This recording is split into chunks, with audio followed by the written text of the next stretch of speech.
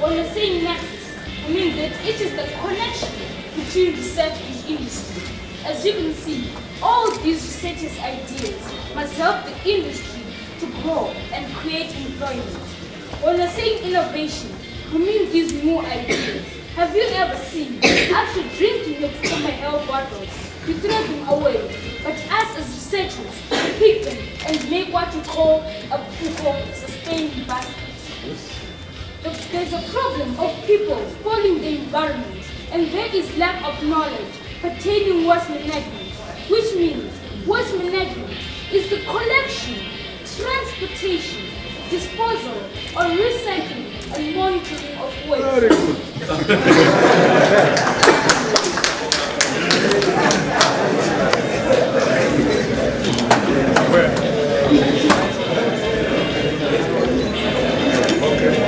What is it? Yes? Butter. Data. Oh, okay. Yes. Yes, yes, yes. Good. Good. Yeah, good. Doris. Abachokuita paint Yes. using vegetables and chalks. Yes. Here, it mix up the juice, pink chalk. Yes. Kuita red, mix up your kuti, tashanganisa beetroot. Beetroot. Pink chalk, shoe. Yeah. So, matter is very good. So, look at you spend so much. Hallelujah. Small scale business enterprises. The reason being Zimbabwe is dominated by small scale business enterprises, and they cannot afford the decent current accounting software on the market. They end up after the manual data processing and their impact on the economy. Before we go to the international community to come and invest in Zimbabwe, we have to first raise the standards of how we are operating in Zimbabwe, so that we raise the standards of living of our community. So that's the reason why I designed an accounting software, so that they can do computerized data processing. And also there's no forex needed because it's a local product, it's paid in our local currency.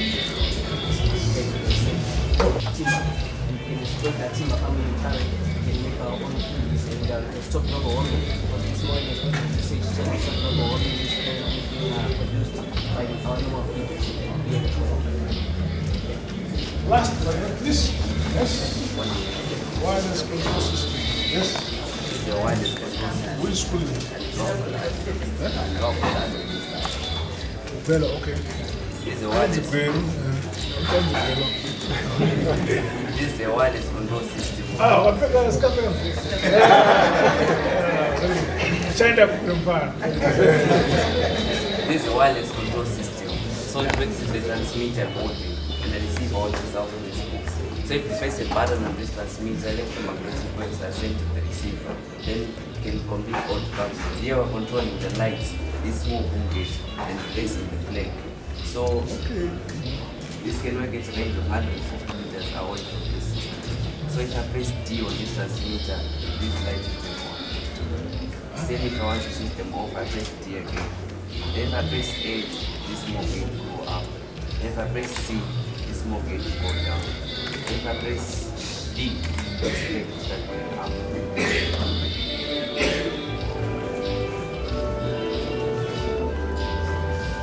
Thank you.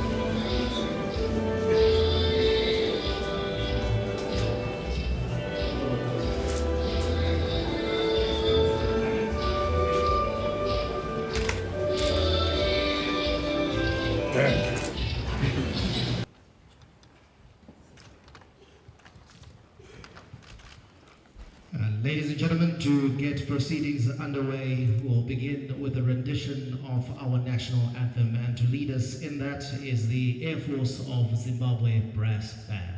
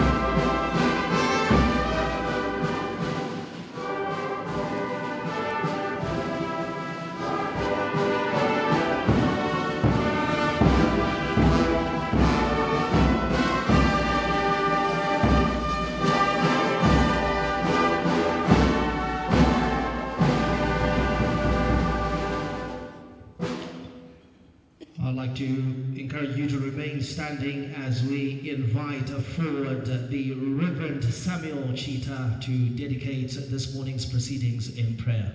Reverend.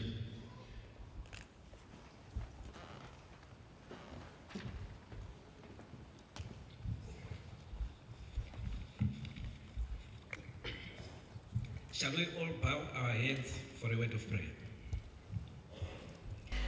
Our dear Heavenly Father, in the name of our Lord and Savior Jesus Christ, we thank you for this wonderful day as we gather here for the official opening of the 12th edition of the Zimbabwe International Research Symposium. We thank you, Lord, for making this event a success. Thank you, Lord, for the researchers, industrialists, intellectuals, scientists, and the academia who are gathered here. I pray that they use their God-given abilities, capabilities, and potentials for the betterment of our country, the region, and abroad. I pray that we continue to have more of them for continuity. Our dear God, we pray that you make it possible to have a transfer of knowledge from knowledge generators to knowledge users, putting knowledge into practice for the achievement of the desired goals and objectives.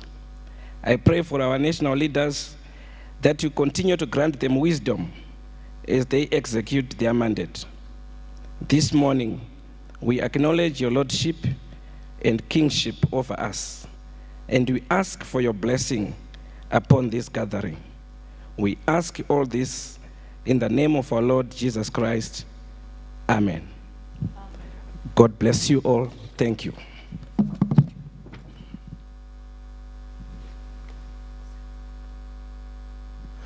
Thank you very much, Reverend Samuel Chita. I would like to, of course, encourage you all to take your seats.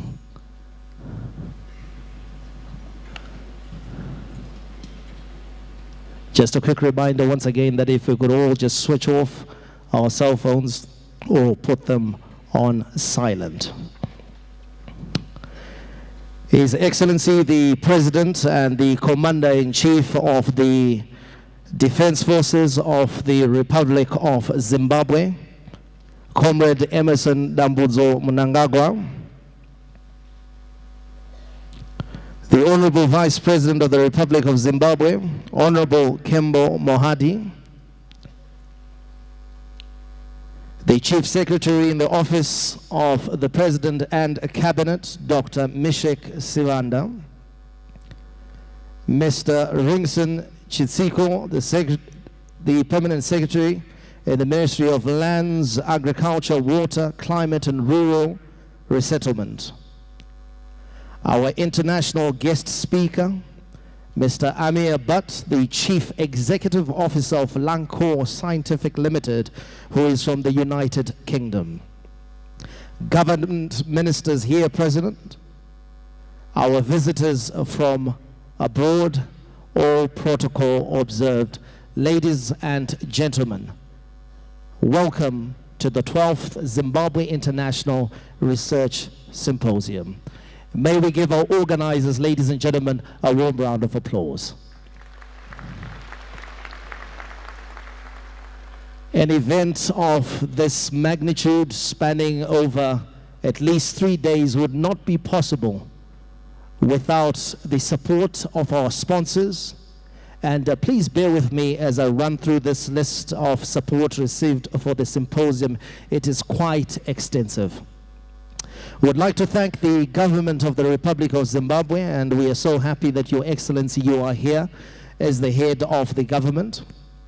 We would also like to express our thanks to our headline sponsor, the Zimbabwe Energy Regulatory Authority, our gold sponsor, the Postal and Telecommunication Authority of Zimbabwe. Let's give those two headline sponsors a round of applause. We would like to thank our on-site medical support, EMRAs, our media partners who have helped to get the word out there, the Ministry of Information, Publicity and Broadcasting Services, the Zimbabwe Broadcasting Corporation, ZBC, Zim Papers, and those following under the Zim Papers stable, Kwayedza, the Herald, Capitalk, and we would also like to thank ZFM. We've also had plenty of support from the private sector, the Association of Healthcare Funder of Zimbabwe, the Confederation of Zimbabwe Industries, Nestle Zimbabwe, Econet Wireless Zimbabwe, GTEL, ZFM, Lancor Scientific, First Mutual Life Assurance, Metbank, the Daily News, Brand Logic, Donsa Nkomo and Mutangi Legal Practice. Ngatwaombere maoko. The academic fraternity is also ably represented here and would like to acknowledge their support in putting this event together. The University of Zimbabwe, Chinhoyi University of Technology, the Women's University in Africa, Africa University, Bindura University of Science Education, Lupane State University, the Zimbabwe Open University, the National University of Science and Technology, NUST, Midlands State University, Belvedere Technical Teachers College, and the Harare Institute of Technology. Let's give them a round of applause. We also have our research institutions that have chipped in: the Tobacco Research Board, the Medical Research Council of Zimbabwe, the National Institute of Health Research, and the Department of Research and Specialist Services. Ladies and gentlemen, a big round of applause to our sponsors and to all the support that they have given us. And to get proceedings underway, ladies and gentlemen, please help me welcome to the podium to give us some welcome remarks and of course to present the board and the organizing committee members. It's the man who has led that team, and it is Dr. Michael James Tumbare, the board chairman of the Research Council of Zimbabwe. Give him a round of applause as he comes forward. Thank you. Your Excellency, the President of the Republic of Zimbabwe and Commander of the Defense Forces, Comrade Emerson Dambudzo Mnangagwa, Honorable Ministers and Members of Parliament present, Permanent Secretaries, our international guest speaker, Mr.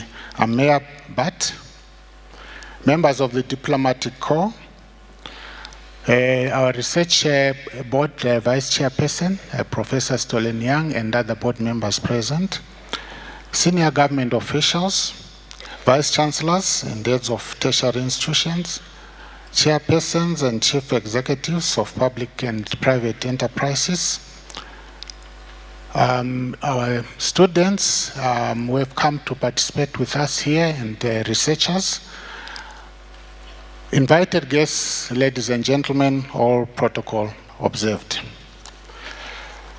On behalf of the Research Council of Zimbabwe, I welcome you to our 12th edition of the Zimbabwe International Research Symposium. In a very special way, let me welcome you, Your Excellency, the President of the Republic of Zimbabwe. Indeed, we are grateful for you to have accepted our invitation to be here today and to officiate at this great symposium. Let me also welcome our international guest, Mr. Bhatt, who is from the United Kingdom, together with his team. Ladies and gentlemen, we also have delegates from beyond our borders, from Austria. We have others from South Africa and the United Kingdom. Government researchers, government officials, researchers, exhibitors, our sponsors, the teachers and the students that they came with, they all came from all our 10 provinces in Zimbabwe, one primary and one secondary sort of school from each of the provinces. Fellow citizens who are here present, you are most welcome. Your Excellency, ladies and gentlemen, in an effort to give local scientists a platform to present their research findings, share experiences with fellow professionals and policymakers, and promote the uptake of research findings by industry, entrepreneurs, and all our users, other users, the Research Council of Zimbabwe holds biannual international symposium. This is in line with the Research Council's mandate, as espoused by the Research Act, And this vision, which is to be the pivotal leader, steering demand-driven research for wealth creation and the sustainable development of Zimbabwe by 2030.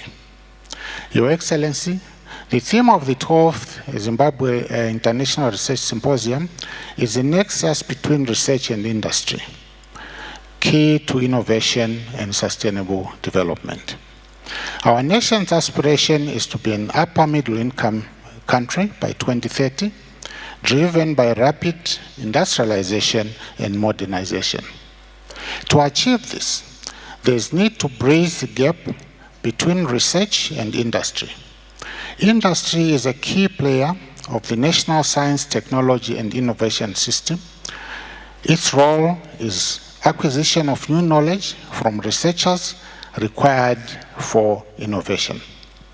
Distinguished delegates and invited guests, research and innovation call for hard work on everyone's part. I am confident that hard work went into the papers that were presented at this 12th symposium. There were 100 papers all in all that were presented. In this journey, we are together because the scope of the Research Council activities will continue to grow as the desire for economic development is taken to the stage of tangible results. Efforts in developing value-added products based on the nation's raw materials, creating jobs, and improving the livelihoods of Zimbabwe's communities at all levels can be achieved by transformation of demand-driven research into goods and services.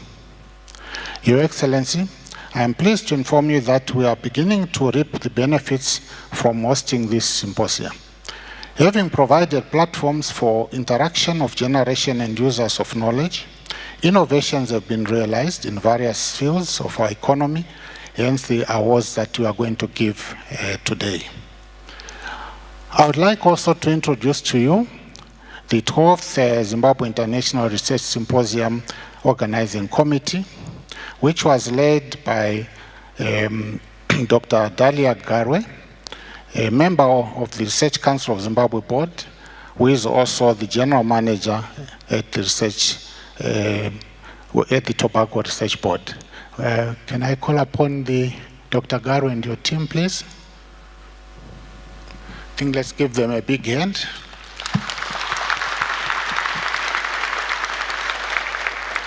Thank you. My tribute also goes to fellow board members on the Research Council of Zimbabwe Board for their continued support during the preparations of this symposium. Your Excellency, we have some board members from the Research Council. If they could just stand up, please.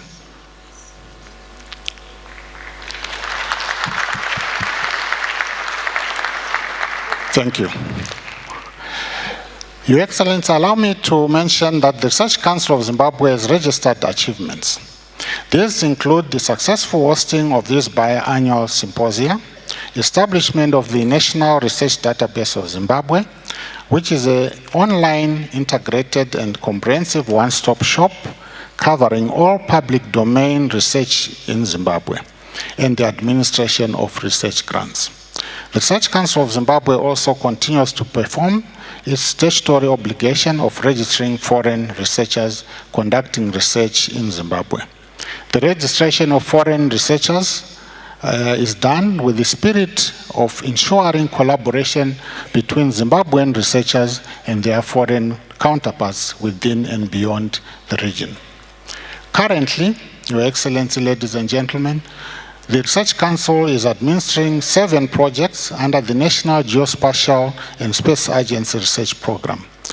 The projects are on renewable energy, wildlife conservation, A1 and A2 farms on 99-year leases, minerals, and the epidemiology of malaria. Lastly, Your Excellency, ladies and gentlemen, I appreciate the support by government of Zimbabwe, our sponsors and partners in making this event a success. The Research Council looks forward to continued mutual rewarding partnership with sponsors and its partners. The primary and secondary schools that came and participated have played a very good role in making this symposium a success. I thank you. In research papers, you put in a lot of hard work to put your papers together. They also peer reviewed very, very strictly. And if they went through for presentation here, it means we also did a very good job. I thank you.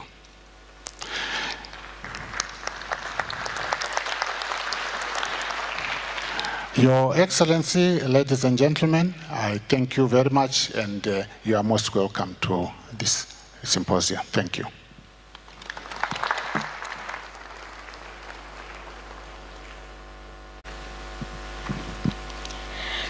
Your Excellency, the President of the Republic of Zimbabwe and Commander-in-Chief of the Zimbabwe Defense Forces, Comrade Emerson Dambudzo Mnangagwa. Honorable Vice President, Comrade Kembo Mohadi, Honorable Ministers here present and Members of Parliament, our permanent secretaries here present, the international guest speaker, Mr. Amor Bat, all protocols observed. Your Excellency, I am honored and privileged to be giving this overview of the past 2 days of the 12th Zimbabwe International Symposium. It was themed the nexus between research and industry, key to innovation and sustainable development. The theme was informed and guided by the country's vision to become an upper middle income economy by year 2030, driven by rapid industrialization. Attendance over the past 2 days was an average of 700, comprising presenters, delegates, exhibitors, and informed members of society coming from industry, government, entrepreneurs, innovators, researchers, and their universities and research centers. We also had young scientists from secondary and primary schools. The structure of the symposium comprised plenary sessions and parallel sessions. The plenary sessions, each day started with a plenary session. On the first day, 3 presentations were made on energy, intellectual property, and the national research, innovation, and entrepreneurship ecosystem of Zimbabwe. The headline sponsor, the Zimbabwe Energy Regulatory Authority, ZERA, reaffirmed its commitment, Your Excellency, to continue funding R&D in renewable energy, including under the existing Memorandum of Understanding with the Research Council of Zimbabwe. Donsa, Como, and Mtangi attorneys enlightened delegates on the role of intellectual property rights in national innovation systems. Research and academic institutions were advised free of charge, Your Excellency, to develop their institutional policies modeled along the national intellectual property policy recently launched by government. Your Excellency, the Research Council of Zimbabwe took the opportunity to situate the nexus between research and industry by delivering a special paper on the research, innovation, and entrepreneurship ecosystem of Zimbabwe. The importance of synergies, smart partnerships, and collaborations among players, with RCZ performing the catalytic role, was highlighted. On the second day, Your Excellency, which was yesterday, there were 2 plenary presentations which featured practical examples on ideation to commercialization. Specifically, our international guest speaker took participants through an interactive workshop on the science of entrepreneurship. I am tempted to repeat, the science of entrepreneurship. The presentation showed participants that the quest for entrepreneurship is not only local, but an international phenomenon with similar opportunities and challenges across the board.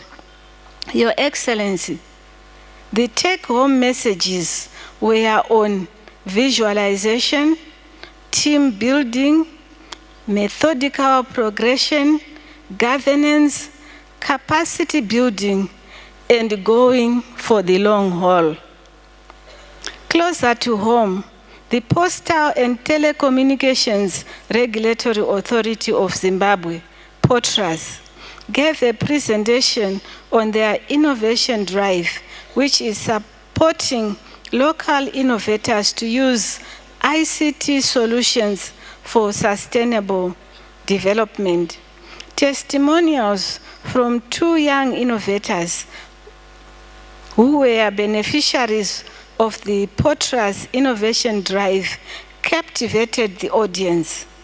One was on what I will call composite agriculture, and the other one was on tools to improve communication with those members of our society who have hearing and visual disabilities.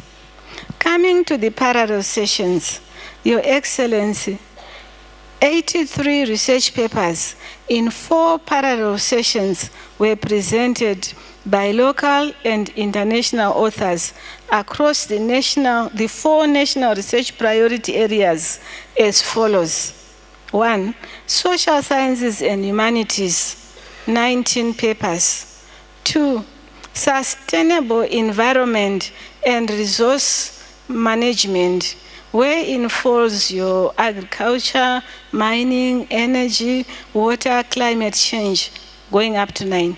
46 papers were presented, most of which were in agriculture. Promoting and maintaining good health, number 3. 12 papers were presented. 4, national security of Zimbabwe, 6 papers were presented. The component of exhibitions, the first was the Young Scientist exhibitions. Your Excellency, this symposium featured Young Scientist exhibitions which showcased research products undertaken by primary and secondary school children from all 10 provinces in Zimbabwe. The exhibitions were facilitated by the Ministry of Primary and Secondary Education. Adjudication was done on the first day of the symposium, and the winners will be part of those to be announced today. We thank you especially, Your Excellency, for having taken time to listen to the children, the young and upcoming, our future. Other exhibitions, the 12th symposium exhibitions was open to other exhibitors who showcased their innovations, products, and services in the areas of renewable energy, ICTs, health, environmental management, agriculture, small to medium enterprises, among others. Exhibitors were drawn from government, industry, academia, and small to medium enterprises. Lanco Scientific, headed by our international guest speaker from the United Kingdom, who have pioneered early cancer detection, have set up a stand amongst our local exhibitors. We had 30 stands on offer, and all of them were taken up. Your Excellency, this concludes the overview of the past 2 days of the 12th Zimbabwe International Research Symposium.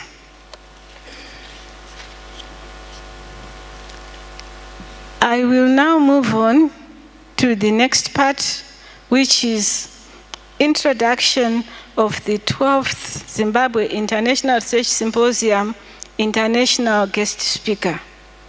Your Excellency, and all protocols observed, allow me to introduce our international guest speaker, who is the Chief Executive Officer of Lanco Scientific Limited, based in the United Kingdom.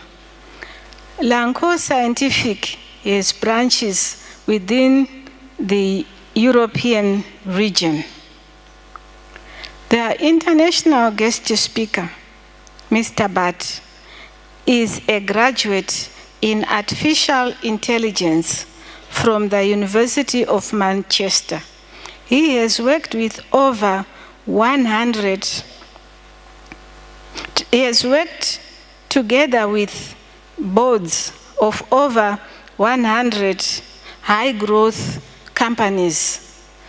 Currently, with Lanco Scientific, he pioneered translational research on early diagnosis and screening for cancer. Your Excellency, our guest speaker came to Zimbabwe on 8 September 2018. During that time, he met with the First Lady of the Republic of Zimbabwe, Amai Auxilia Mnangagwa, Minister of Health and Child Care representatives, and the Cancer Association of Zimbabwe. Our international guest speaker is an entrepreneur who works with a team of specialists and academicians. He not only accepted our invitation, but also supported this symposium in many different ways. For this, the Research Council of Zimbabwe is grateful. Your Excellency, and all those present here, our international guest speaker, Mr. Amar Butt, please.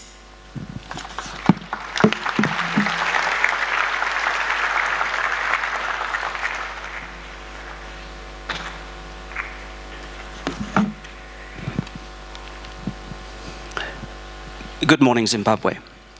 Your Excellency, President of the Republic of Zimbabwe and Commander-in-Chief of the Zimbabwe Defense Forces, Comrade Emerson Dambudzo Mnangagwa,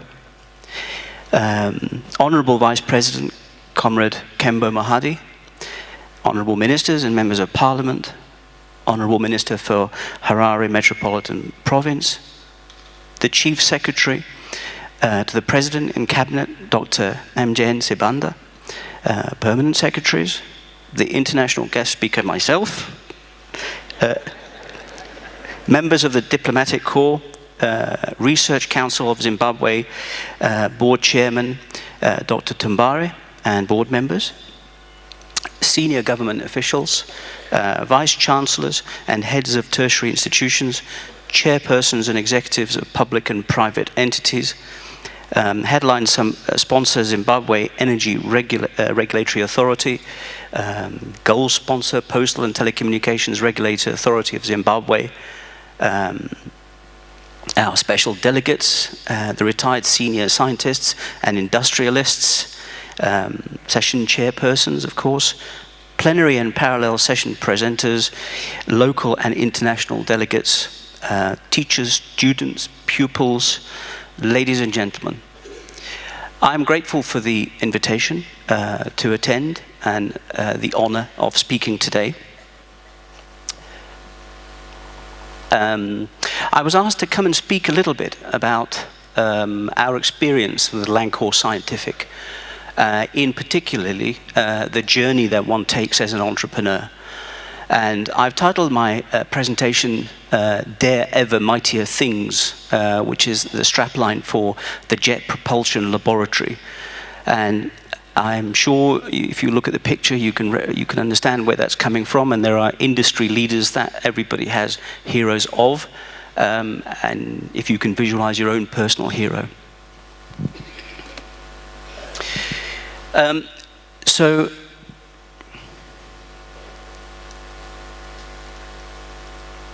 So if I may, before 2013, I was running a company I had invested in and was leading into market penetration in the US and Australia. Australia is where my best friend and best man lived with his wife and 2 children. And of course, while I was over there, we had the pleasure of being able to go to and take runs on beautiful sandy beaches and next to the ocean, Pacific Ocean. That was before 2013, and then something happened in January 2013, which I would say quite literally changed my life. Whilst in London, very near the London Eye, I got a phone call from my best friend saying that he'd been diagnosed with cancer. And it took him about 6 months, 7 months to come to an end. He had lots of radiotherapy and chemotherapy, but it wasn't to be, and it was his time, an early time, and he passed away in the middle of that year. Before that, I had absolutely no experience of cancer, neither within my family, nor within my education, nor within my business experience. But in October of that year, I met a wonderful gentleman, a genius, by the name of Professor Jura Corriger, who was the head of nanomedicine department at the Belgrade University in Serbia. We got talking, we enjoyed each other's company and the conversations that we had, and in January of that year, he invited me to his nano laboratory at the university. So I flew over, and if I may be a little bit childish with you right now, I had the privilege of, what you see there is a picture of carbon atoms in their crystalline structure that you see. So I was on screen looking at these carbon atoms hovering and vibrating through his equipment that he had in his laboratory. And underneath, actually, that presentation was a series of graphs that represented the profile of each individual carbon atom that you see. And the interesting thing, which even now, my hair stands on end when I think of it, each of those graphs was unique, not only within the carbon atoms in that lattice, but unique in the entirety of the universe. So in the whole universe, you would never see a profile of the graph in exactly the same way. So I became enthralled with his technology. Of course, it's a published and patented method that he's been working on.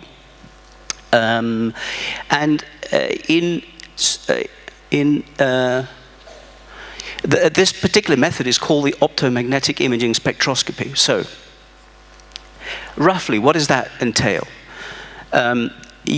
For those of you who've, I'm sure most of as academicians here, you'll know what I'm talking about. But atoms, the outermost shells are called valent shells, and the electrons in the valent shells are called valent electrons.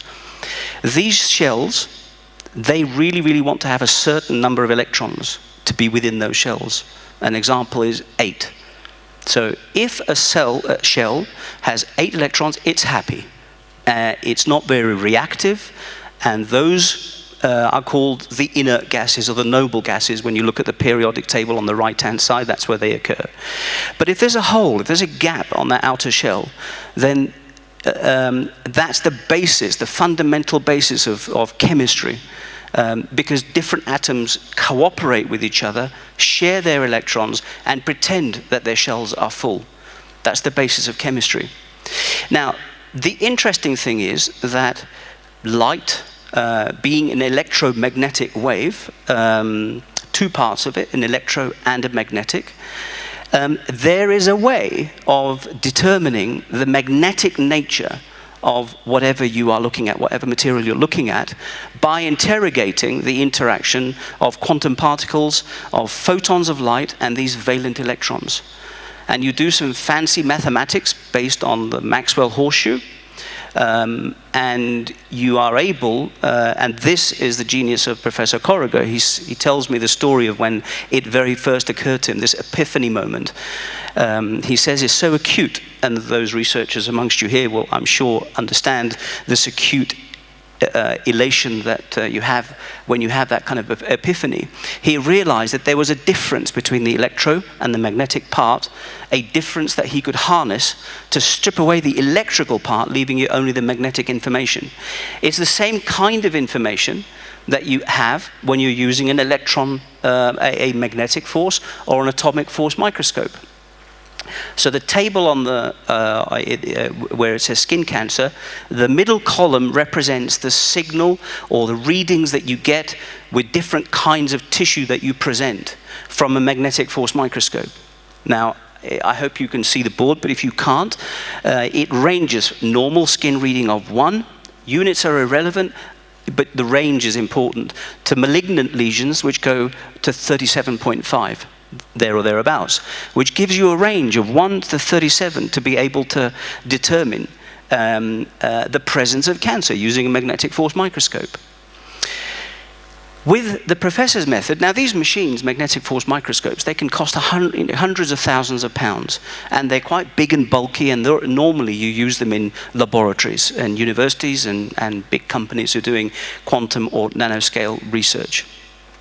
His method, this interactions of photons of light and valent electrons, stripping away the electrical part, leaving the magnetic profile, gave you a similar kind of reading. So going from normal tissue to malignant tissue, the range was between 1 and 9, not 1 and 37, narrower, but still sufficient enough for our technology to be able to detect not only cancer and what stage the cancer is at, but also pre-cancer, which is very, very significant. Now, just as an aside on that one, it was mentioned earlier that so one of the fantastic piece of research that we have been brought into is when you have an ordinary cell will go through a process where it self-destructs. It's a very natural behavior when either it gets inefficient or ill, or if there are too many cells around. A cancerous cell learns how to not die or not kill itself. In other words, it learns how to become immortal. And there is a mechanism of whenever a DNA, which is the blueprint of what you are, is used to create proteins which are then used in your metabolism, in your biological processes. It's like a mechanic that rolls up their sleeves to read the manual to create things. But the thing is that when you roll up your sleeve and the sleeves get rolled down again, they never roll fully down. So your RNA and your chromosomes begin to fray. That is the basis of aging. This is why we get old and die, because of this process. Oddly, cancer cells, they go from a normal to a phase called senescence. And they become senescent cells, which represent a degree of immortality. And I personally find it thrilling that the irony of working with an illness like cancer, where the research is exploring the boundaries of longevity. Fascinating. Now, back to Professor Jura Corriger's method. There's an example of using the technology that the professor invented. You can see clearly the demarcation between tissue which is normal on the top left and tissue which has become more and more cancer. Our early studies that we did were on a machine. This is the laboratory version, which drew these graphs. So it was a visual interpretation, and the accuracy that with which we were able to determine the presence of cancer was well above 95%. Now, as medical people, you'll know, you'll want to hear things like sensitivity and specificity. Well, we had both figures above 90% using this kind of visual interpretation. Now, so I had gotten to the point with Professor Corrigan, looking at what he'd been doing, that when I was flying back from Belgrade, I kid you not, my hands were literally shaking with the opportunity and the possibility that this had. Not just in early diagnosis of cancer, having been through that journey where with my friend, as he marched towards his end, the possibilities seemed to be unbelievable. Unbelievable enough where one of Professor Corrigan's friends, who's an oncologist, when we sat for lunch during that meeting, was protesting quite sternly about the claims that Professor Corrigan was making and saying, it cannot be true, your results cannot be true. So I went back to the UK and I was involved in the creation of innovation clusters in the UK. One particularly in an area called Nottingham that I'll tell you about in a second, but just as we build and work towards a better future, creating innovation clusters like Silicon Valley, which has taken over 20, 30, 40 years to actually become a cluster. We've learned how to do this a lot quicker now, and it is feasible to set up innovation clusters with between 5 to 10 years.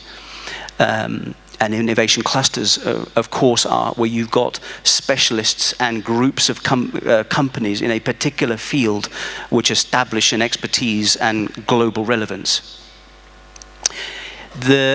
And the elements of creating an innovation cluster are varied, but they involve key things, one of which is the government and the governmental support they can provide young innovators. Corporations, absolutely key, whether you're a telco or a mining company or you've got big farms. Your involvement in creating innovation clusters is critical. And of course, universities. Universities allow us to create discontinuous innovations, not incremental, but discontinuous innovations, and lead markets, not just nationally or regionally, but globally. Of course, you need money. But my experience has taught me, sometimes you can have too much money too soon. And it is scarcity and that challenge and difficulty which spurs your creative juices to create solutions that you wouldn't otherwise have done. And then of course you need all the business support, the business accelerator. Over the last 15 years, there have been lots of business accelerators around the world which have tried to do good for companies and entrepreneurs. But I would say a lot of them are well-intended and poorly executed, because at the heart of it, they're driven not by entrepreneurs and entrepreneurial success, but by well-intended projects run by VC firms or corporates or even government. The reason I ended up in Nottingham was because there was a stunning accelerator program that had been funded by the local government, and I came in, joined the team halfway through to put together a 3-month, very structured business accelerator program, which was targeted towards ICT, medtech, and clean tech companies. And within a year, we had over 48 companies that were seen to have multi-million-pound potential that had gone through the program and were in the process of raising good funding with investors. Now, and it's during this period that the professor and I, we began to have joined up thinking of how the technology that he'd invented would go to market in the field of cancer. And I invited him to these programs that I was running in Nottingham, and he and his team came along. And then in 2014, October, we set up a company called Tumor Trace with our team of PhDs and researchers. Now, of course,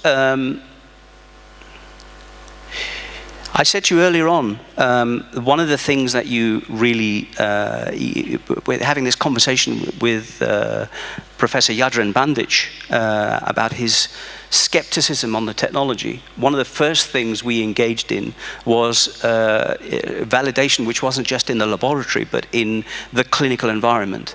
And so in the UK, we were lucky enough to work with the John Van Geest Cancer Research Centre, the purpose of which is to research in new ways of detecting primarily prostate cancer. And in the picture at the top, you see one of our PhDs who is working in the laboratory at the John Van Geest Centre, and we had results which were stunning. The best of the best technologies to detect the presence of cancer, we were between 10 and 20% more accurate than that technology on a very, very small sample study. For me, as somebody who, of course, as both an investor and somebody who would step into a company, that was the landmark for me to say, I now have the external validation from a reputable source entity to be involved in this company a lot deeper. And so we went to India, because until then, a lot of the research had happened in Serbia, in Belgrade. So we went to India and had the privilege of working with, supplementing the work with John Van Geest in the UK and the Southend University Hospital. We worked with the Tata Memorial Hospital and the Indian Dental Association, a chain of pathology clinics called Onquest, and NM Medical. And again, we had results that were very, very stunning. And that room that the picture at the bottom in India was a presentation that we gave to a room full of gynae oncologists. And at the end of that presentation, even though at the time our technology was a laboratory-based technology, i.e. we took the data and put it, SD card, put it into a computer to read and ran our algorithms, they wanted to purchase that there and then. And of course we had to say no, because with medical technology, quite rightly, you had to take it through a whole bunch of regulatory tests as well as clinical tests. So that device you see at the top is the device which was based in the laboratory, and the device you see at the bottom, again created at the University of Belgrade, was the device that we took to India. And as you can see, it's a boxy Robot Wars kind of creation. So I had a challenge at the time, which was, how do I take what we're doing and put that into proper manufacturing? What you don't see in the picture below is that when we took it to India, the casing, the white casing that covers the top, began to peel off. And when the device came back, we had sticky tape holding the thing together. Clearly, you can't have that kind of solution in a clinical environment. And so when you look at manufacturing, for those of you involved in manufacturing, you will know that it isn't as simple as finding pieces of metal and screwing them together. That may be the beginning to build your prototype that you want to test in a lab, which is the top black version. But in order to have it at clinical grade, you have to manufacture in a proper way. But we were a small team. We had 5 people in the company, none with a experience of manufacturing. And then we found the opportunity to apply for European grant funding under the Horizon 2020 program. And one of our big sponsors in the UK is Price Waterhouse, and we are incredibly grateful for all of the support that they provided us. They applied for grant funding successfully, and one of the team members of that grant application group was a gentleman called Gopal Rao. When the application was finished, I got a call between Christmas and New Year from Gopal to ask whether there was a place in the company for him, because he was so thrilled with what we were trying to do and the opportunity that it could create, sort of around the world for early cancer detection. So he had an MBA from Judge Business School, which is in Cambridge. So I thought, well, there's a lot of strategy work for us to do. You've got to speak to investors and create all the PowerPoint presentations and etc. I thought with his Judge MBA, that would be a good addition to the team. After 2 months of working with him and having issues with my head of manufacturing at the time, who never could think out of the box and be creative when he came across problems, he happened to mention to me that he'd also got a bachelor's and a master's degree from Cambridge in manufacturing. My thesis for this presentation is I'm a very lucky guy. By the end of the presentation, hopefully you will agree that I am a very lucky guy. But I would add, as Nick Faldo said, oddly, the more I practice, the luckier I get. So that was Gopal Rao joined the team. And then we took that box and we took it to an institution called the Manufacturing and Technology Center, which is like a spotlight investment by the UK government in a huge manufacturing technology center, and they make and they mill to the microns that kind of accuracy for big companies like Zeiss and Boeing and so on. The chief product designer there is a guy called Nick Holmes. That device that you see at the top, we gave him this Robot Wars box version, and that's what he designed and came up with. When we'd finished that project, and again, we went into that project with very, very little money. Hardly any, in fact, just enough to pay the bills to keep the lights on. But again, through conversations and introductions, we met with the guy who runs the MTC, Manufacturing and Technology Center, just outside Birmingham. And he was so enthusiastic and supported. He helped us apply for funding, which mitigated half the costs of this product design. And the chief product designer, Nick Holmes, led the team to deliver the product. As soon as the product was delivered, again, I got a phone call to say, Amir, is there any room? That was 2.5 years ago. He is so enthusiastic about what we're doing. I haven't paid him a single penny in the last 2.5 years. We talked yesterday at the presentation, how do you get people to join your team? And I mentioned equity. He wants equity. And he has been spending his own money to pay his own way to design and create the product on a full-time basis. And I am very, very grateful to him for that. And the product that you see at the bottom is the products for scalable manufacturing that he has designed. And then, so I think it was mentioned in the brief that I am, my sort of personal skill and qualification is in artificial intelligence. And if you remember the graphs that I showed you, they were visual interpretations. And so what we began to do is to change the visual interpretation and bring in some artificial intelligence for automated classification. And we worked with Lausanne University in Switzerland. We paid some PhDs and some master students to create the algorithms which did the analysis.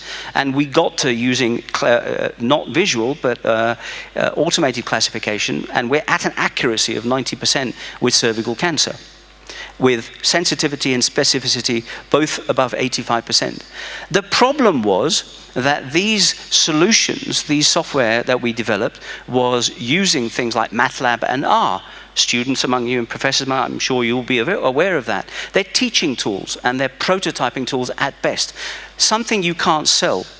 So I have a device which is CE marked in Europe for cervical cancer, where the algorithms are written in MATLAB and R and Python. So easily hackable, and easily you can open the box and you can literally plug a keyboard and a screen and you can read the code.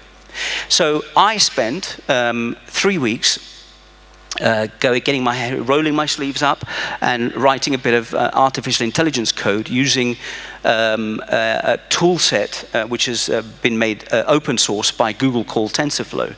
And I was able to get an accuracy of over 97.5%.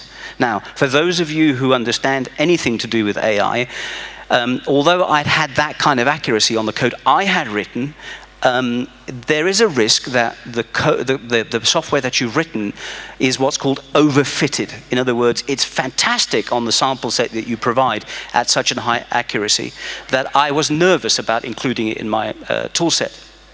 And so I had the challenge of either I go with the product set that we have written by Lausanne and PhD students, or I step in and write some code for the next 6 months.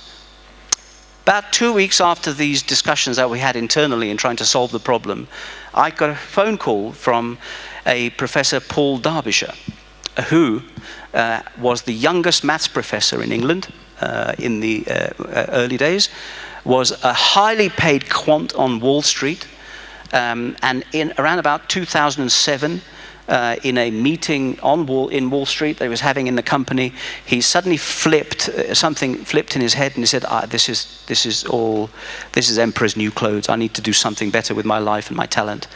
He left, much to the disappointment of the team around him, and spent the next 4 years writing very, very advanced artificial intelligence software to solve the problem of mammograms. Mammograms, the top line is a normal X-ray of breast cancer. And we've, in the UK, had a number of challenges and reports of tired radiologists who miss certain signals in detecting abnormal groupings in X-rays. And of course, we can use CT scans, which are effectively tens of X-rays layered together into a 3D model. The problem and challenge with that is that you're radiating cancer. Not exactly a good thing to do, necessarily. But as you can see from the algorithms that he wrote, you take a normal X-ray, which is showing at the top, and the same X-ray, once you've applied his algorithms, can take one X-ray and give you a 3D characterization, much easier to read than a CT scan itself.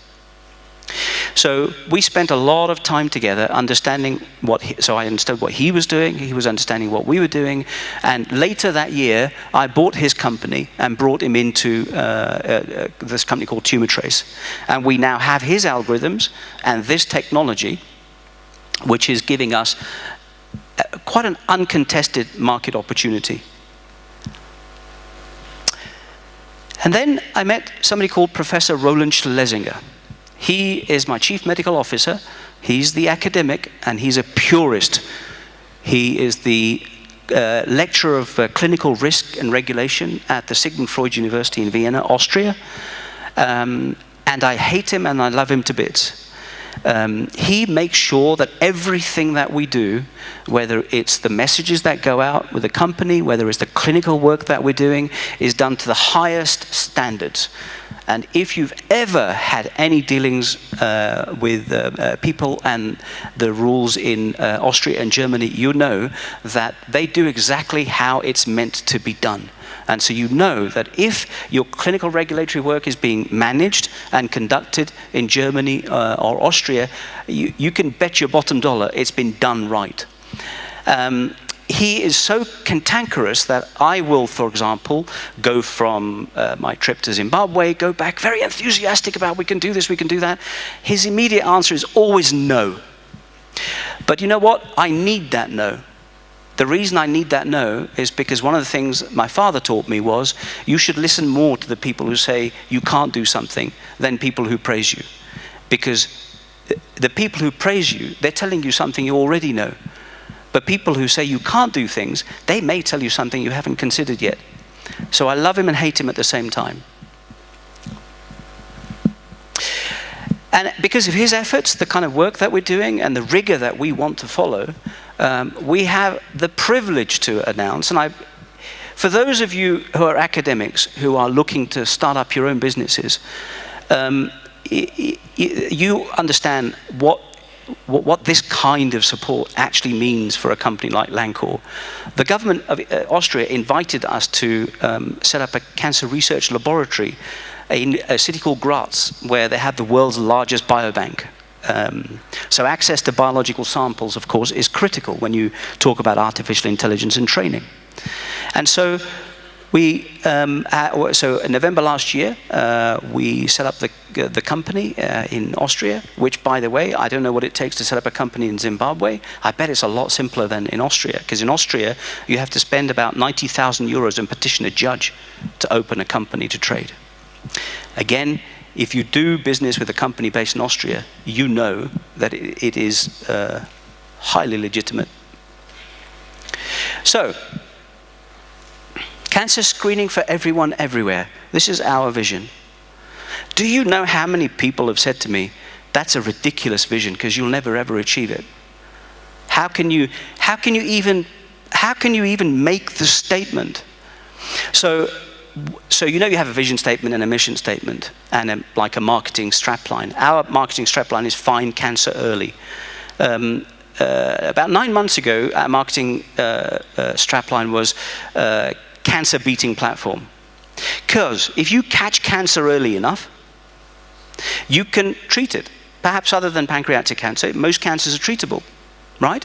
So if we have a platform which allows you to detect cancer early, doesn't that imply that you have a cancer beating platform? Of course it does. Nope. This is where Professor Roland Schlesinger stepped in. Having advised large pharma and worked at the European level on legal frameworks that support the Bismarck system, he said it couldn't. And so we went to the lawyers that represent these big pharma, and they said, we can use that strapline as long as we take out enormous insurance, because as sure as night follows day, we will be sued. What will happen is that other companies will come along and saying, you stole business from us, pretending that you had a cancer-beating platform. Well, we have something which is better than you, so we're going to sue you. So we had to change that to find cancer early, which is also a valid statement to make. But providing cancer screening for everyone, everywhere, when there are large populations, large parts of the planet where people don't even know what cancer is. If they do know what cancer is, they have a reluctance for cultural biases to be involved in anything to do with cancer testing, where they don't have any money for tests for cancer, and even if they find out they have cancer, there's no money for treatment. So when you look at large parts of the planet under those kind of conditions, having a statement which says cancer screening for everyone, everywhere, is a non-starter from day one. But this again, I'm grateful to my father for, because he taught me never to shy away from big thinking, but listen to the people who say no to you. Because if you have to be able to change what the status quo is, and it is those kinds of changes which leads to discontinuous innovations.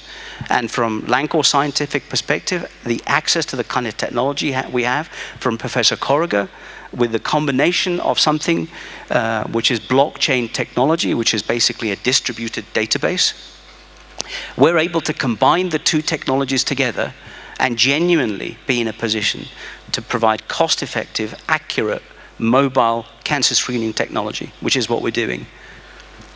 You have to pay attention to the people who think differently.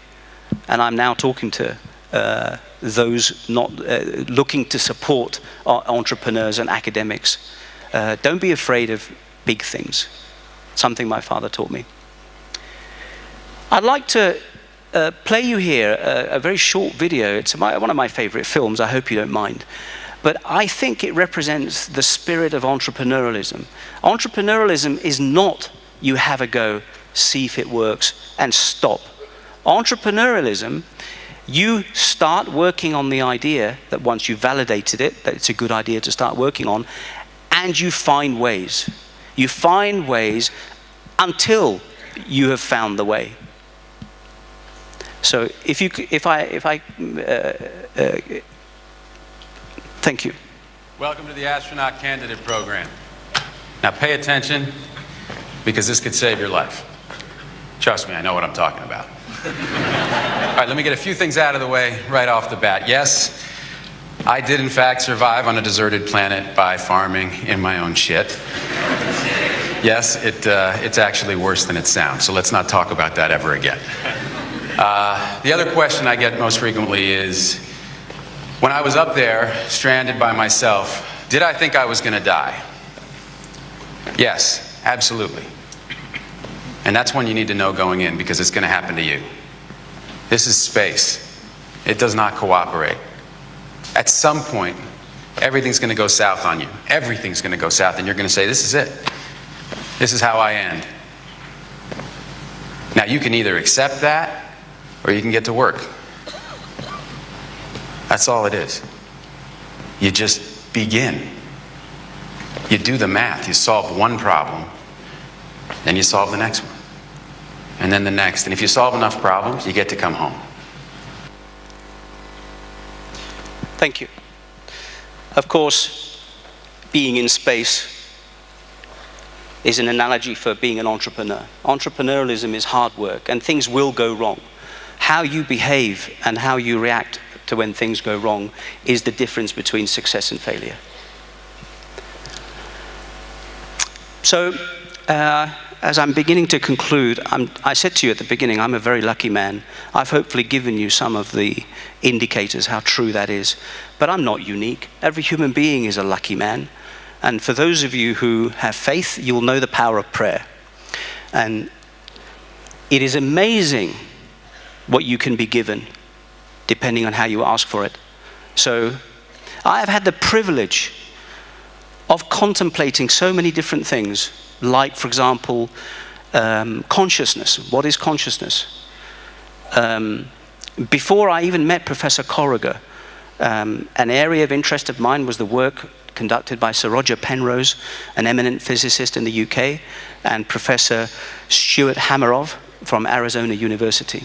And in their stunning work on consciousness being a consequence of quantum effects in the microtubules that exist in the axons of neurons. It's in the early days, the theory was derided, but it's gaining more and more momentum now. One of the reasons why it was derided was that you couldn't have quantum interactions occurring at the moisture levels, the temperature levels, and the noise levels that exist in the brain. But over the last 5 years, we found that actually those kind of quantum interactions can occur under those circumstances. So if you then have a look at quantum consciousness, and then you have a look at the research that's going on in quantum computers, you can imagine perhaps a day where you can have your quantum consciousness transported to a quantum computer and therefore be free of a physical form. Now, I say this not to scare you academics. I know you'll be looking at me thinking, here's a crazy. But in German, I love a word in German called Gedankenspiel, which is thought play. You know, the pleasure of just thinking and talking for hours and just discussing with people who know the details of this kind of stuff. That, for me, is the real joy of living. And then with Professor Paul Derbyshire, with his research in what's called collapse of the wave function and the operators involved in that, we've theorized and we've played and we've toyed with the thought of creating a space-time wave that you can surf to be able to travel between galaxies. Because his research for his PhD was what's called a Derbyshire operator. And of course now I'm involved in my magnum opus in Lancaster Scientific, where we have a genuine opportunity to try and do something different, make something better.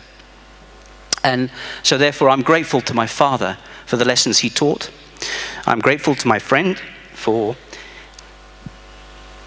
holding my hand as he moved towards the end. And I'm grateful to Professor Corrigan, but mostly I'm grateful to my country for giving me the opportunities that I have.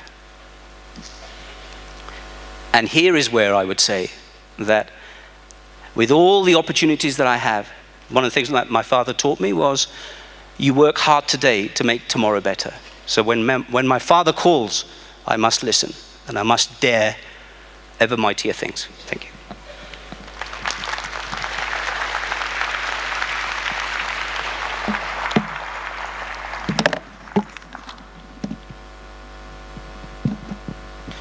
Once again, a big round of applause to our international guest speaker. the Chief Executive Officer of Lancor Scientific Limited in the United Kingdom, Mr. Amir Butt, with a very enlightening presentation there. And of course, I think one of the key outtakes, of course, is the work that they are doing at Lancor Scientific around the detection of cancer early. And as we know here in Zimbabwe, cancer has become the scourge of many a family. And this is the type of research and, of course, work that could actually be beneficial even in our nation of Zimbabwe. We're moving on with our presentation and would like to call forward to the podium to introduce our guest of honor. We, of course, know who our guest of honor is. It is no secret that His Excellency is here. But I am also privileged to say that the minister that oversees people like me, Vashamarari, Varipano, Madam Monica Mutsangwa. She, of course, is the Minister of Information, Publicity and Broadcasting Services. May we give her a round of applause as she comes forward.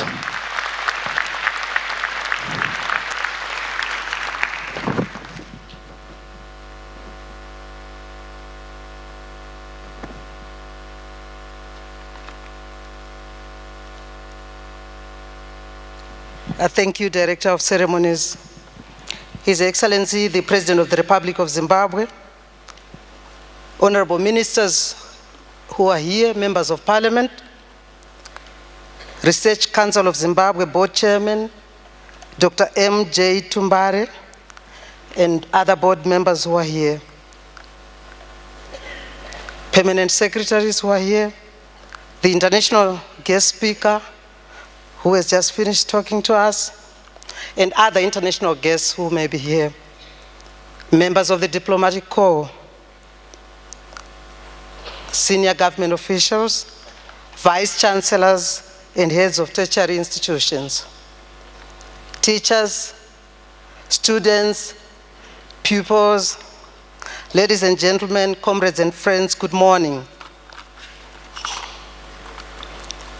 Please allow me, ladies and gentlemen, to introduce to you today our guest of honor for this auspicious event. Ladies and gentlemen, this event, as you have heard, is about the nexus between research and industry, key to innovation and development. Indeed, this resonates well with the aspirations of the Second Republic. That is of modernization and industrialization of Zimbabwe.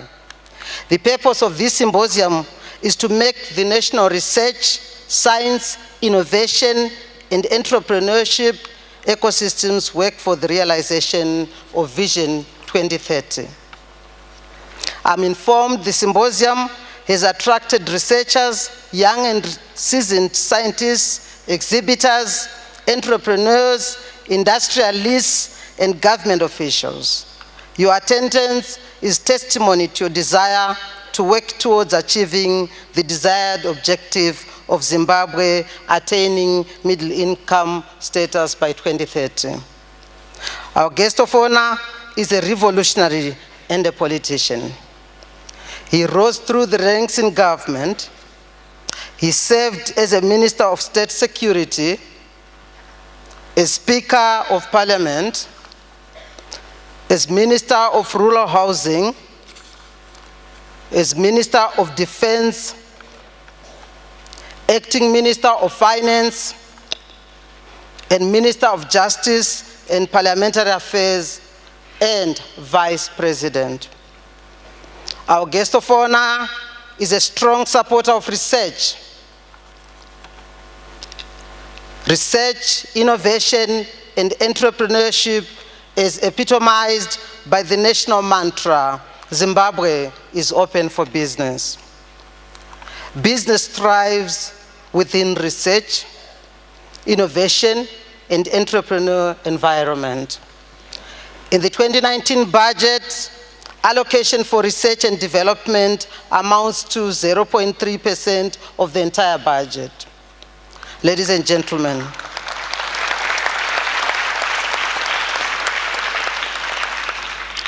ladies and gentlemen, I invite you to welcome none other than His Excellency Comrade E.D. Mnangagwa, the President of the Republic of Zimbabwe, Commander-in-Chief of the Defense Forces, to officially open this symposium. I thank you.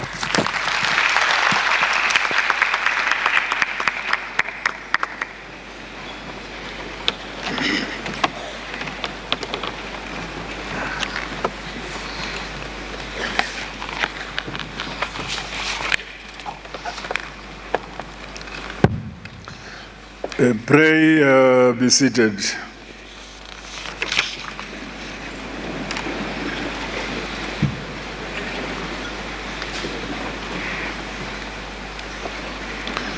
Our Director of Ceremonies,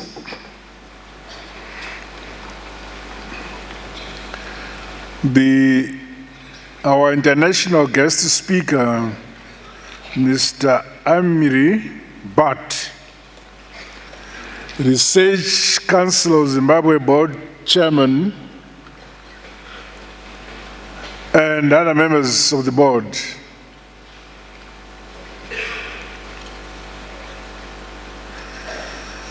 The Executive Director of the Research Council of Zimbabwe,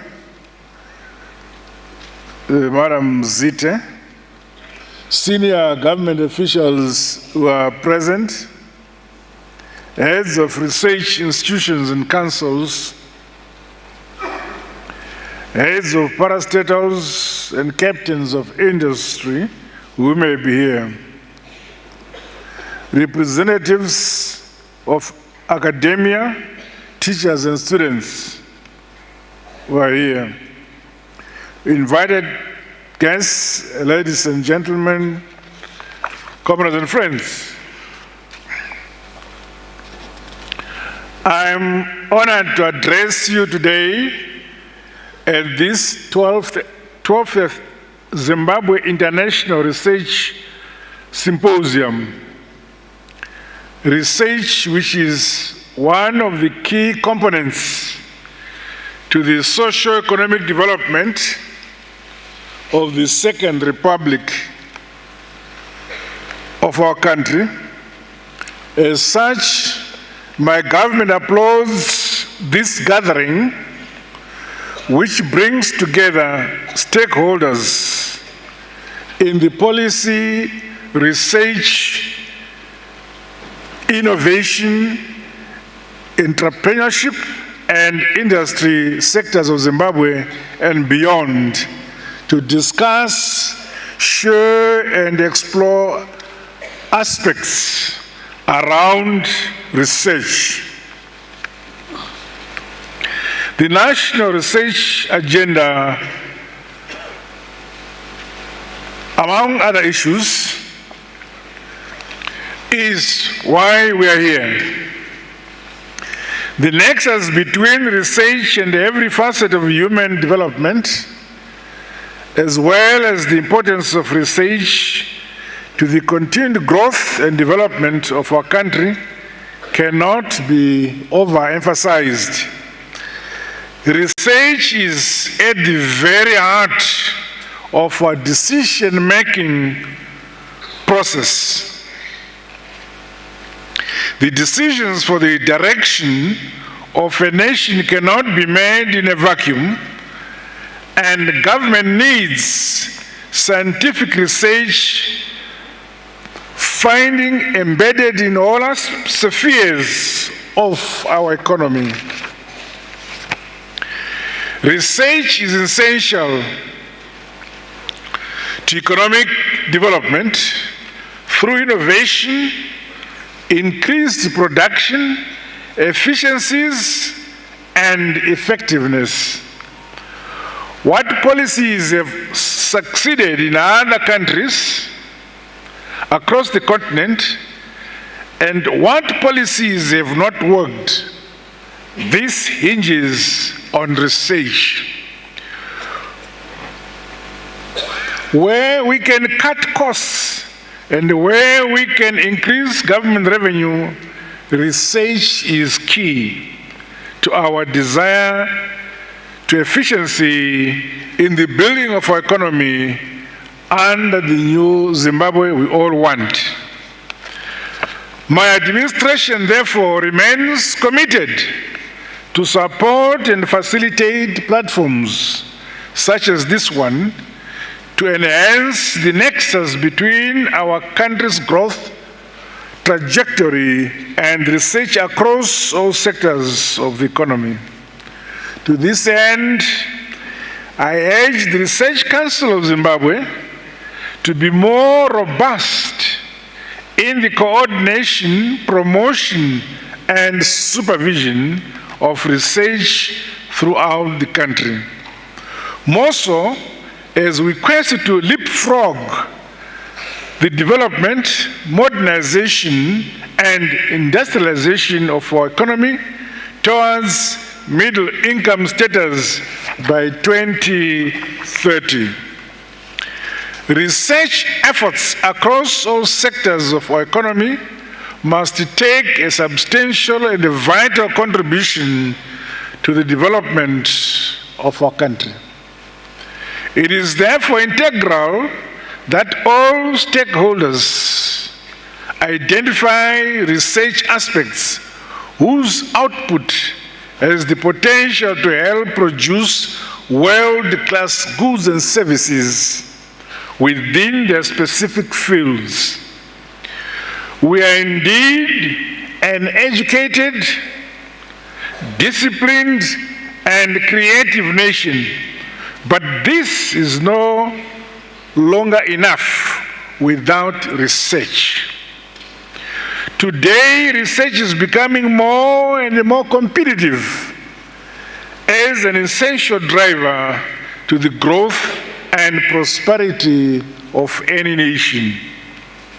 I therefore encourage all of us to shift our paradigm and lose some of our rigid discipline, learn new ideas, and unlearn the old ones. Let us open our minds and think without the box. The theme of this symposium, the nexus between research and industry, is key to the innovation and sustainable development, is most timely at this juncture of our nation's development. To be meaningful, research findings must never merely be for academic endeavor, but for industrial use. The body of knowledge therefrom must be disseminated for utilization by the end users, such as policymakers, ourselves, industry, entrepreneurs, and investors, among others. Only when we can increase transfer of such knowledge can we meaningfully buttress our Zimbabwe is open for business mantra, philosophy, to grow our local industry and all other sectors of our economy. Dynamic and effective interaction among all stakeholders must be enhanced, while synergies and partnerships are brokered. Creativity, innovation, and technopreneurs must be encouraged through efficient links to big data and open science platforms.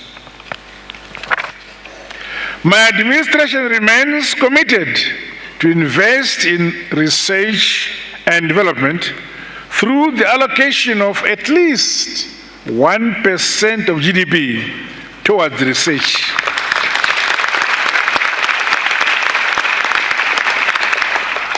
The current 0.3% allocation in the 2019 budget must be seen as a first step which will improve incrementally as we go forward.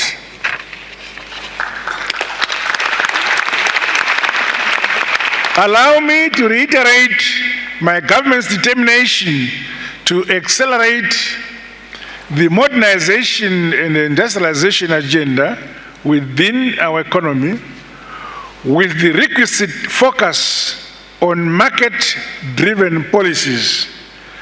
Due to the centrality of the agriculture sector to the economy, we challenge increased research into seed varieties, crop and animal disease management, as well as climate change mitigation strategies. Equally important, however, is to continuously explore avenues on how we can improve our agricultural yields, adaptable agriculture technology for all our farmers. The use of appropriate green energy solutions in agriculture is yet another realm that researchers must delve into. The immense potential of the mining sector is one of the key drivers of our economic growth, coupled with numerous unexploited resources, must reinvigorate current research and development around these sectors. The manufacturing sector has for a while suffered under derelict equipment, which innovation and new inventions must seek to address. A wider scope also exists around the beneficiation and value addition of our numerous primary products. This calls for a national research agenda which addresses both our present and future needs in the context of big business, small industry needs of the informal sector, which is dominated by our women and our youths. In view of the unfolding provincial economies, which we are promoting under my administration, and anticipated rural industry system, it is integral for research initiatives which addresses these emerging realities in our country.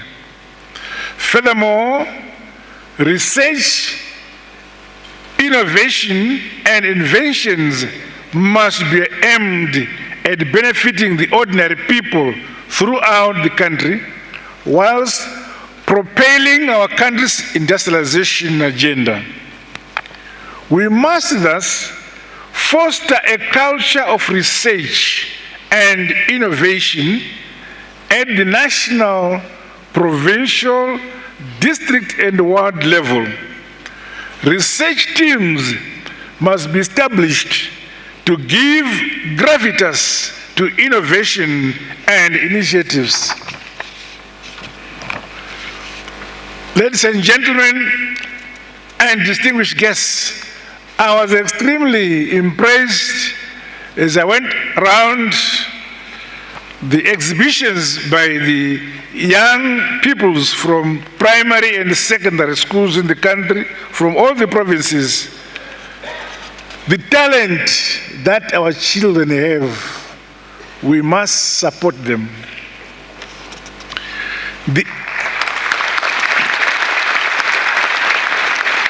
area of health, water, sanitation, and other social service aspects affect the majority of our people on a daily basis.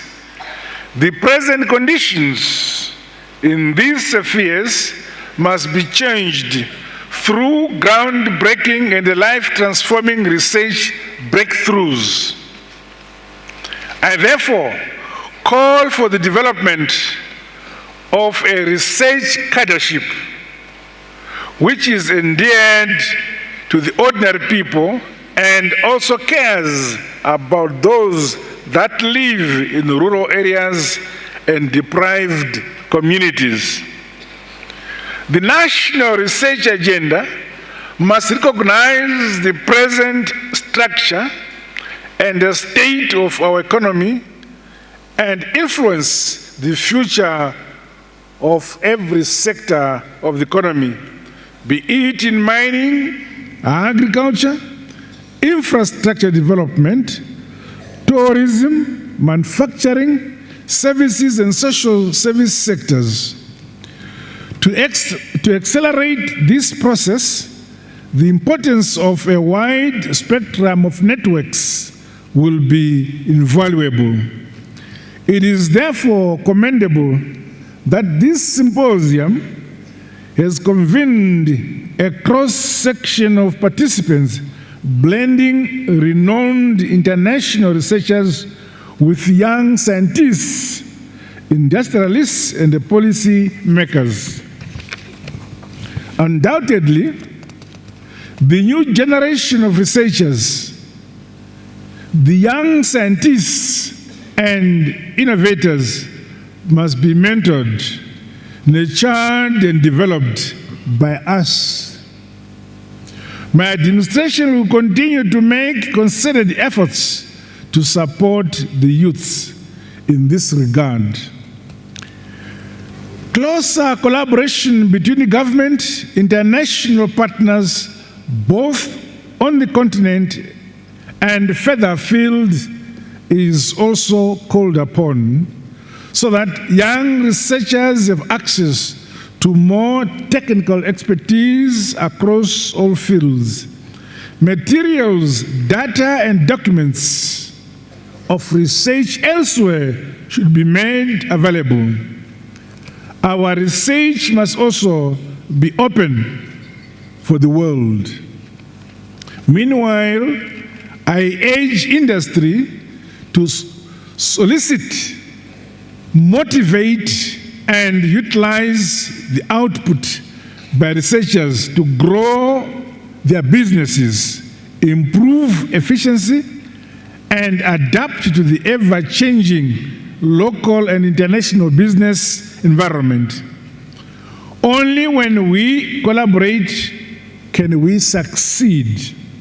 In conclusion, let me say congratulations, Makorokoto Amhlope, to the award winners of today.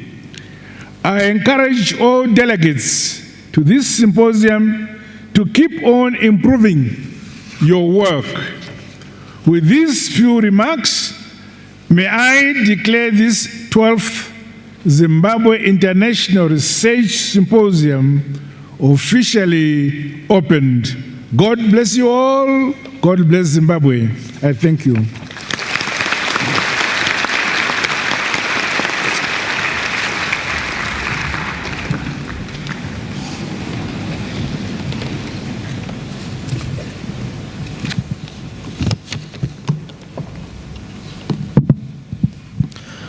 Once again, ladies and gentlemen, let's give His Excellency, the President of the Republic of Zimbabwe, Comrade Emerson Mnangagwa, a warm round of applause. And so we want to thank you so much for gracing this occasion and taking your time to join with the Research Council of Zimbabwe, just to witness some of the things that we are doing and some of the things that we are trying to accomplish for the nation.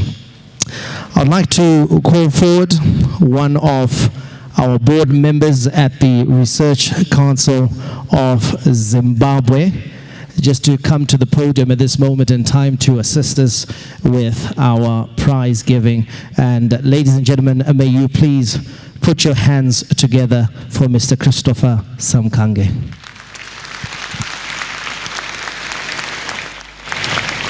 Excellency, the President of the Republic of Zimbabwe, and I must add the Chancellor of all the state universities, to acknowledge your contribution and push that you make for advancement of research, innovation, and accomplishment in this country.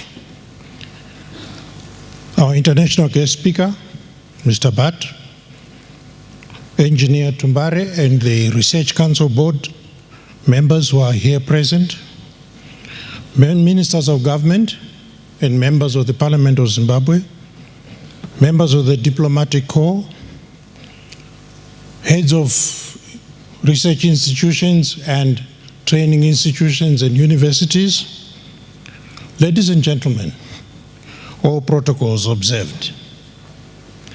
Your Excellency, we are here honored to have you presenting the awards that have been given in celebration of the achievement in research in our country.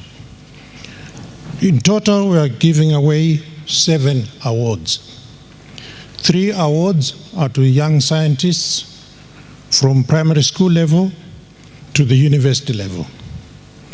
2 awards are sectorial awards, one in social sciences and humanities, and one in natural and environmental sectors. Then there's the Presidential Award and the Robert Gabriel Mugabe Award, given to a team.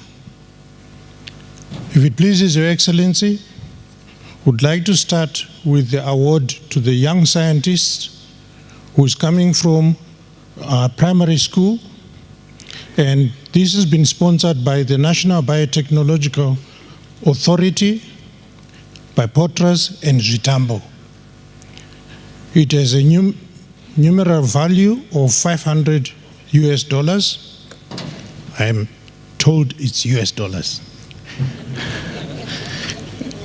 And has been awarded to Rimbi Primary School. I'd like to, yes. May I please invite Your Excellency to come forward to the area in front of the award itself. Recipients may receive the award.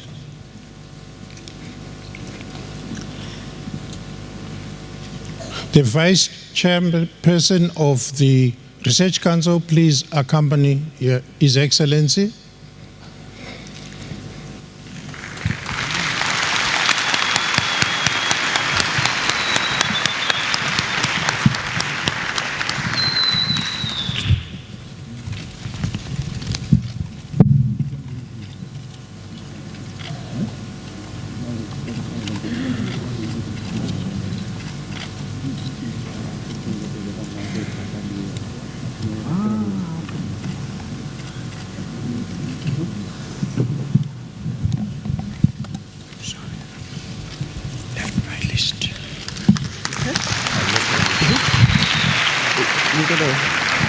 Congratulations. The second award goes to the secondary school level, and this has been taken or given to the secondary school and is supported by Potras and has a numeral value of $1,000 US.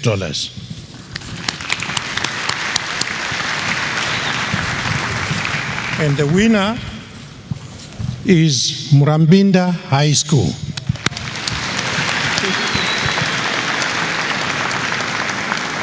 Please look after it better. I nearly lost it myself.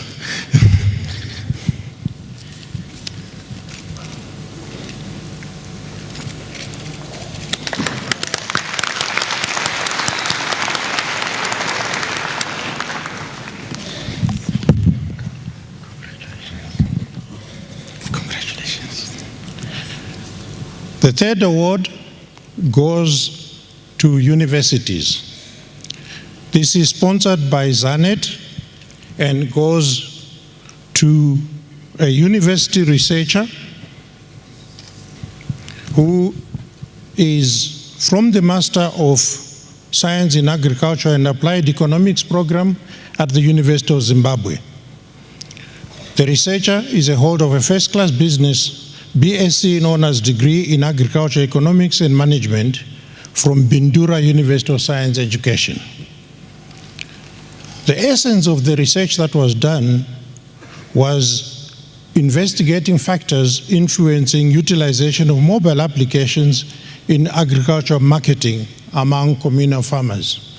As you know, these are often falling victim to pricing where middlemen buy their goods and resell them, and they don't see as much profit as they've actually worked for. What the study that was done, called Smart Connect, name of the project, was to look at these pricing structures and how the rural workers, rural farmers can realize a higher price. And the study found that the majority of smallholder farmers could not sell their produce on time, and in most cases to unregistered middlemen and at a low price.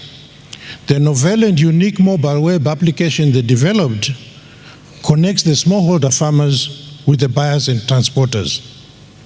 In recognition of this, the award winner was actually awarded the Brightest Young Minds Africa prizes by the Brightest Young Minds Africa program in September 2017.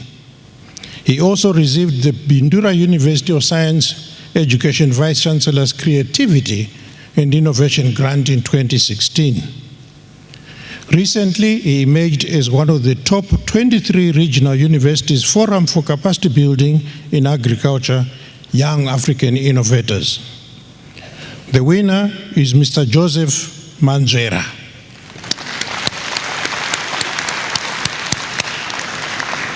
The award carries a monetary value of $2,000.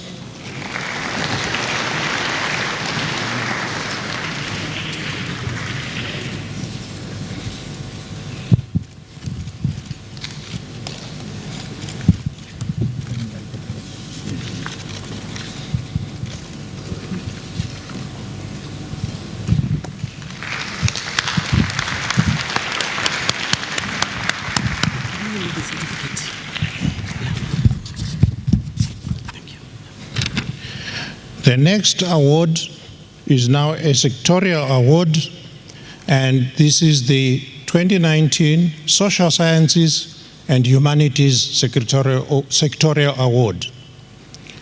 It has been awarded to a business development and strategy specialist at Stewart Bank. He's also the director for Purple Science Limited and holds a Bachelor of Science degree in computer science. His work was to develop a mobile phone-based application to enable people with disabilities to be able to communicate. As you know, the standard English dictionary is about 400,000+ words, but deaf sign language has a limitation of 4,000 words in English and 3,500 in Shona. This really limits the ability of deaf people to be able to communicate, let alone negotiate. I'm a medical practitioner, and I'm always concerned when we use sign language interpretation, how much am I really hearing this person? This research created a mobile phone-based capacity for these people to communicate better with everybody around them and negotiate better in financial deals. This work was supported by the Zimbabwe ICT Innovation Drive Award funding by POTRAS, and has already won in September 2018 the International Telecommunications Union Award for Excellence in providing and promoting innovative solutions with social impact. This was at the International Telecommunications World Conference in 2018. The winner is Mr. Dominic Tapfuma.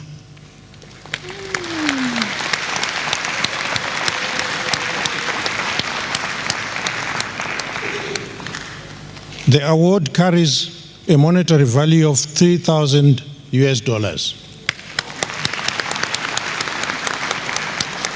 It is also available on DVD, on video game consoles, and as a computer application. Therefore has mass appeal.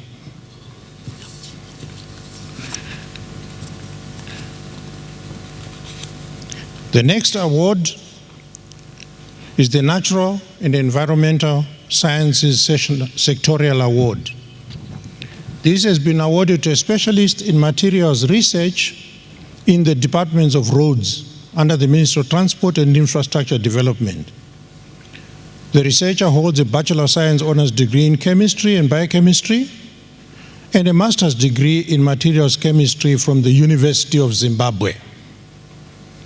His research was on seeking a sustainable way of utilizing waste products. These are the cryosatile fibers from Mashava mine dump and crude tar from Wange power stations. Both of them present an environmental problem. The method that he developed, which was an innovative and industrial practical method of unlocking value in the fibers and the crude tar by converting the material into usable silicates nanotubules using both ball milling and a chemical treatment method, which produces a non-toxic high modulus coal tar for road surfacing and rehabilitation. The result is that it's going to reduce our need to import these materials from outside the country. It will reduce our importation bill and should improve our infrastructure development in general. As we know, roads open up communities to development. Hopefully, it will also get rid of the many potholes we see every day. A paper on this project was actually presented during this session yesterday. The project has already won an award from the Standards Association of Zimbabwe in 2012. Patents are registered by the African Regional Intellectual Property Organization. The researcher himself is now a member of the African Road and Transport Research Forum Executive Committee representing Southern Africa. The winner is Mr. Akhtar Zonde.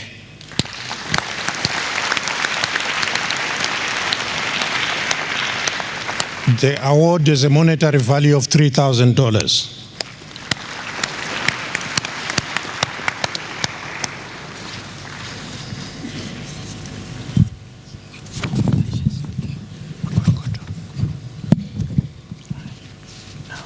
Next one is this one. All right, thank you.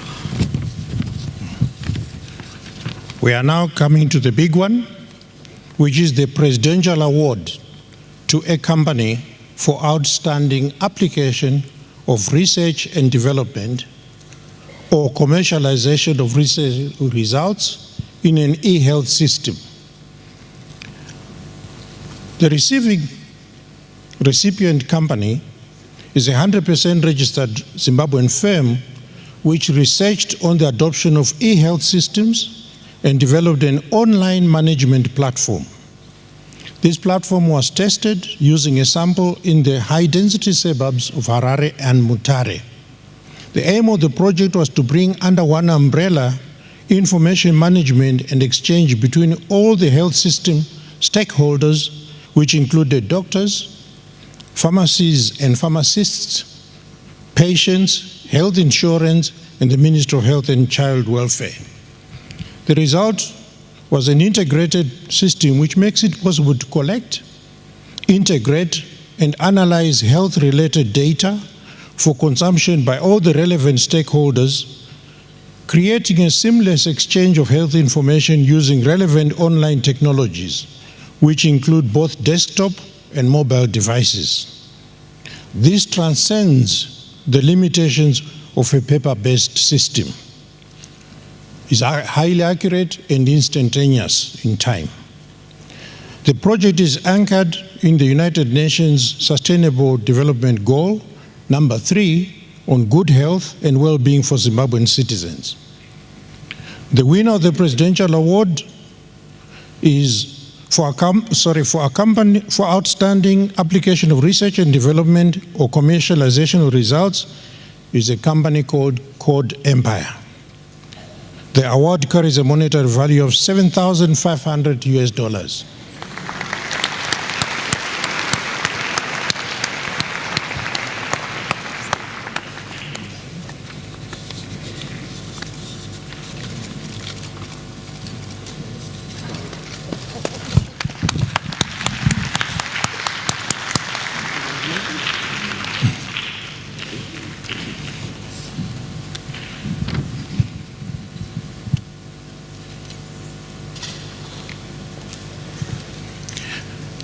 The final award is the Robert Gabriel Mugabe Award, which is given to a team.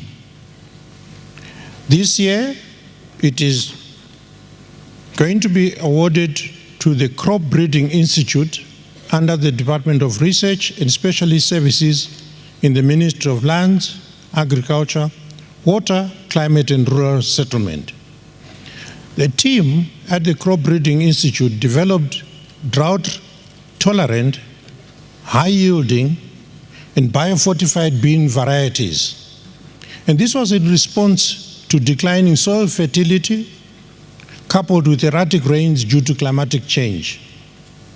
This is within the context of the National Food Fortification Strategy, which was launched by the government of Zimbabwe in 2015.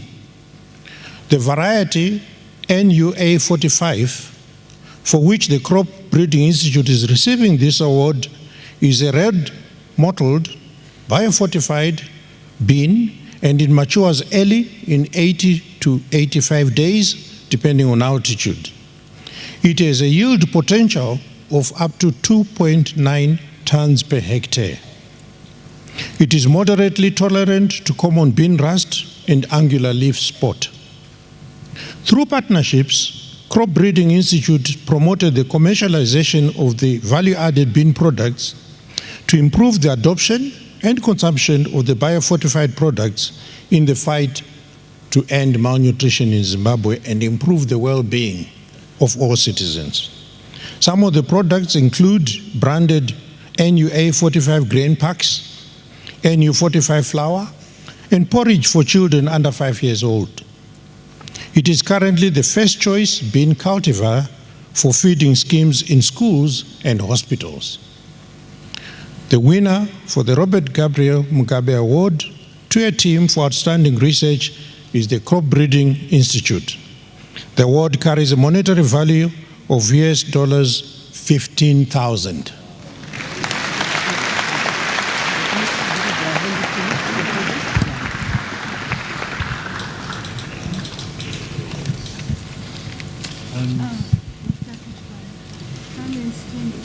This side, let's there. That is the manager of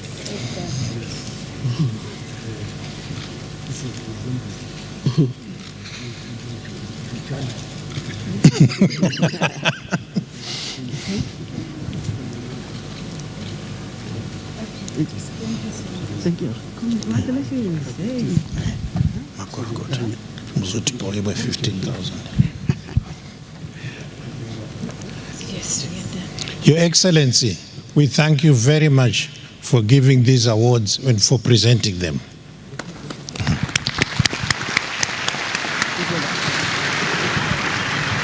Thank you so much for attending this occasion, and we have a small token of our appreciation as the Research Council of Zimbabwe.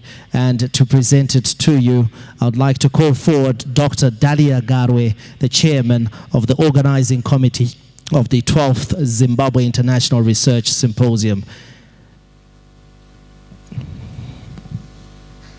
Dr. Dalia Garwe.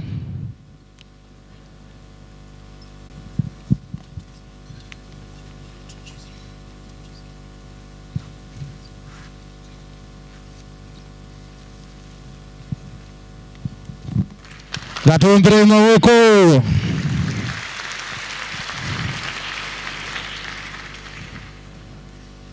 I'm sure we can do a lot better than that. Mururu ne murudzo.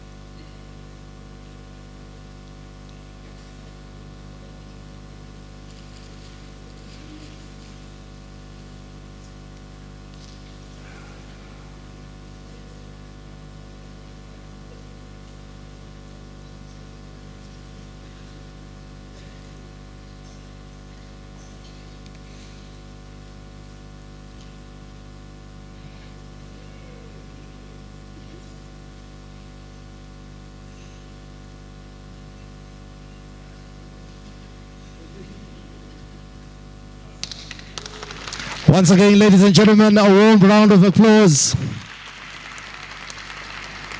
Just a small token of our appreciation for a man who's traveled a fair bit to be here, from his comfortable confines in Nottingham to Zimbabwe, where he has, of course, graced this occasion with so much knowledge, so many ideas, and of course, just helping us put structure to some of the ideas that we have as Zimbabweans. Ladies and gentlemen, please put your hands together for Mr. Amir Butt.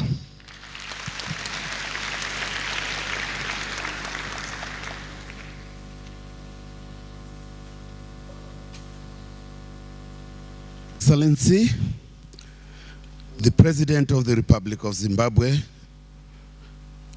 Comrade Idi Mnangagwa, and all other protocols stand as already stated.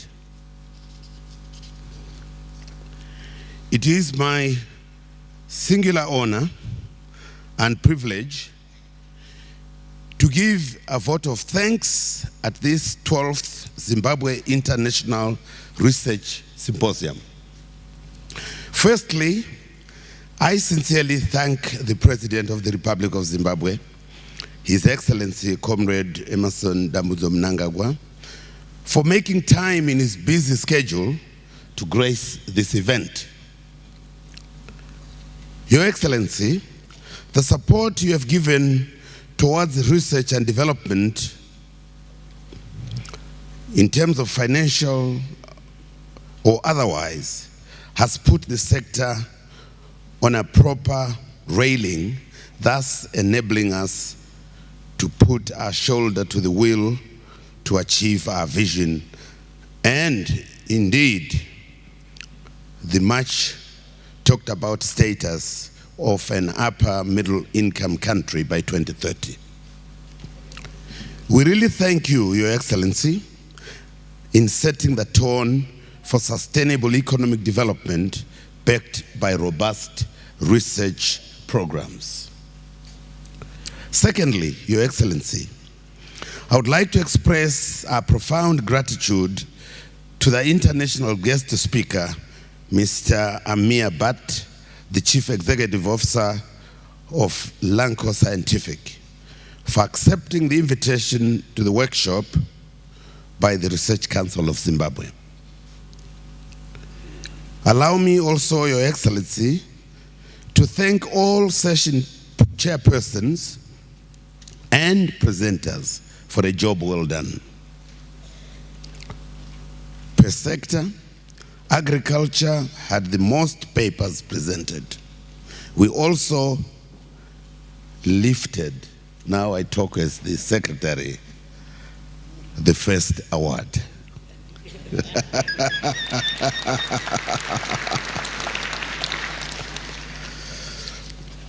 Your Excellency, I would like to thank all government ministries who participated for the successful hosting of this particular symposium. The captains of industry and commerce, heads of parastatals, research institutions, academic institutions, we value your active support as well. Before I conclude, Your Excellency, I would like to thank the teachers and students who traveled from all the corners of Zimbabwe and participated at this symposium. To our sponsors, we are indebted. In the same vein, allow me to thank other guests who graced us from beyond our borders. Let me also thank the Research Council of Zimbabwe Board Chairperson and members for providing strategic direction whose fruits we are all seeing today. In addition, allow me to appreciate the local organizing committee of the 12th Zimbabwe International Research Symposium and the Research Council of Zimbabwe Secretariat.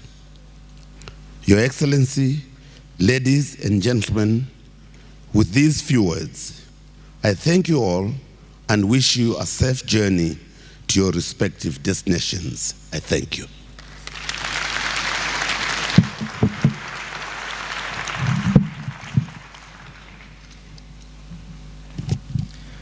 Big thank you to the Permanent Secretary in the Ministry of Lands, Agriculture, Water, Climate and Rural Resettlement, Mr. Ringson Chitsiko. Let's give him a round of applause.